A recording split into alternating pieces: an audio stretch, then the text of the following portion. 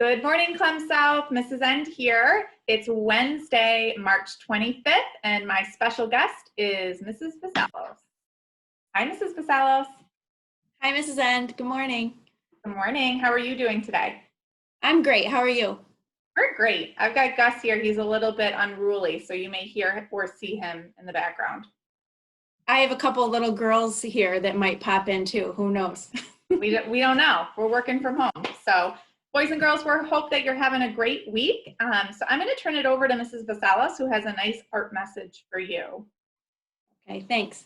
Good morning, everybody. How are you today? I think I heard you say you're ready to create. And you can clear your throat along with me and we'll go through our art pledge. I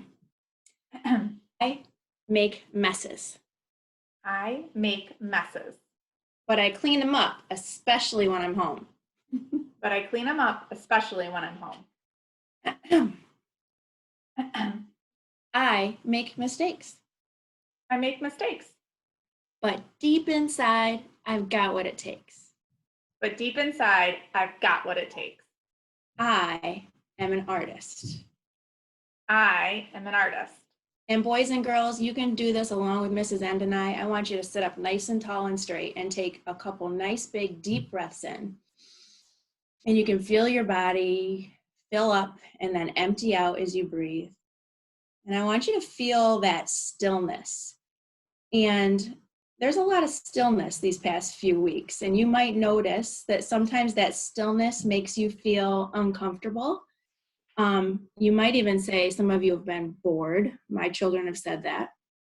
And I want you to know that creativity lives on the other side of that stillness and on the other side of boredom. So if you feel a little still or if you feel a little bored sometimes at home, don't be afraid of it. That is where creativity lives. So Mrs. Ed has been talking about perseverance this week. And I think sometimes perseverance can feel like stillness, and it can feel like a little bit of boredom. And I know in our house, we've kind of leaned into that a little bit, and where we've felt stillness and felt boredom, we just don't run away from it. And then on the other side of that, you might come up with a great idea, and that great idea will lead to something creative, whatever that is for you.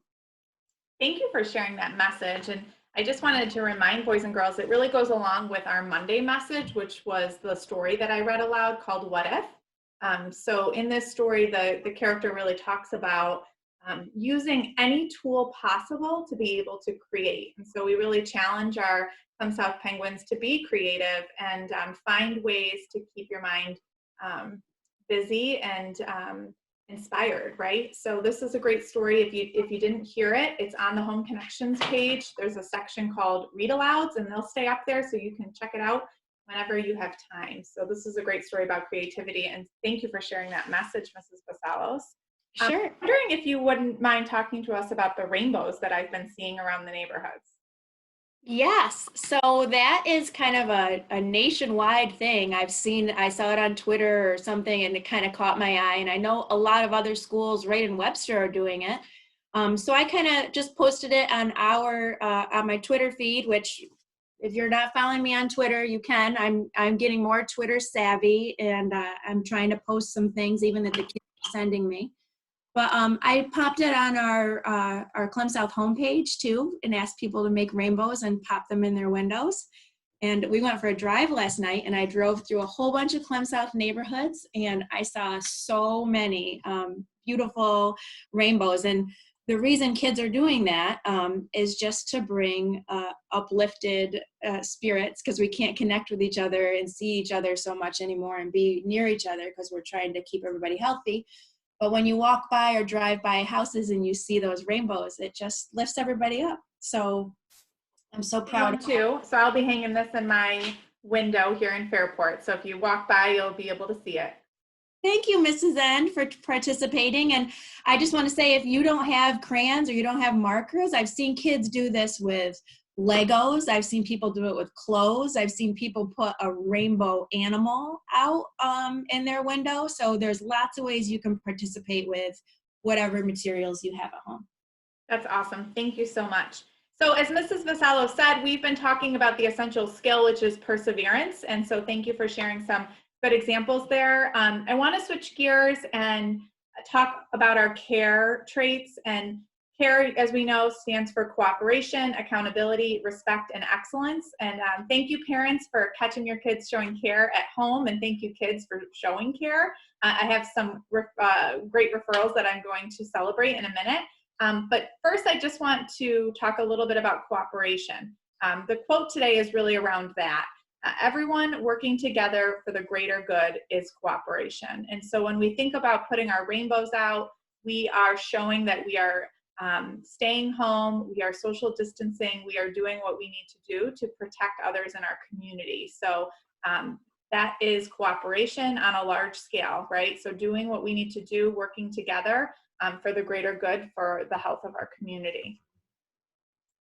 Okay, are you ready, Mrs. Vassallo, to celebrate some amazing Clem South Penguins who have been showing care at home? Oh, I can't wait to hear about it. Yes. Okay, our first one for today is Miss Grace Oldfield. She's a 5th grader in Miss LaPerry's class. She was nominated by her mom. Grace showed care, letting her brothers answer questions to discussions we were having about a story we read. Not surprised to hear that about Grace. Way to go. Good job, Grace.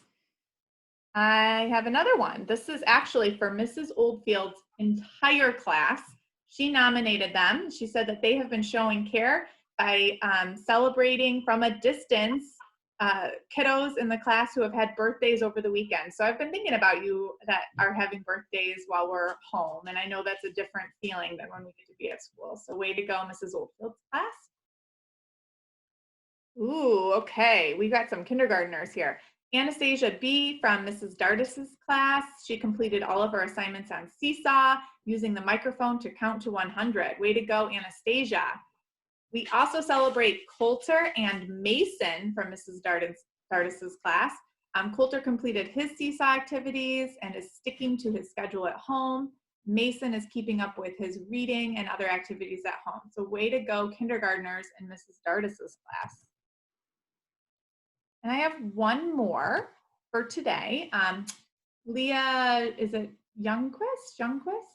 You know Mrs. Mm-hmm. Is she right? Yeah. Okay. She's from Mrs. Pennick's class, and she was nominated by her teacher. Leah showed care by trying something new with her learning and reading so many books on Epic. Way to go, Leah. So these are very fun for us to read. We can tell that you are connecting with your teachers and keeping up with your learning and showing those care traits at home, keeping care alive while you are at home. So are your girls sticking to the care routine, Mrs. Vassallo? They are doing such a great job. You know, I mean, I'm so impressed with the way they're getting along with each other and helping each other. Of course, we all have our moments, but they're doing an awesome job and helping around the house and learning about some of the things that need to get done to help around the house. It's kind of nice. Yeah, it's probably nice for you. Yeah. Yeah. It's nice to have the time, nice that they have time to do that. And they've been loving to cook. And actually we just made rock candy. Miss Van Auken posted a thing about making rock candy. So I'll have to let you know how that comes out. So they worked together to make that. It was really fun. Yeah, keep us posted. All right, yeah. Girls, we hope you have a wonderful day. Tune back to the Home Connections page where I will be reading a favorite today. It's really geared more toward my kindergarten and first grade friends, but if you're older, you may have read it when you were a younger child. It's The Pout Pout Fish, and it is a good story. So if you want to laugh later, and obviously Gus does too, tune back to the Home Connections page for a read aloud. All right, have a great day. Thanks, Mrs. Vassallo, for joining. I miss you guys. See you soon.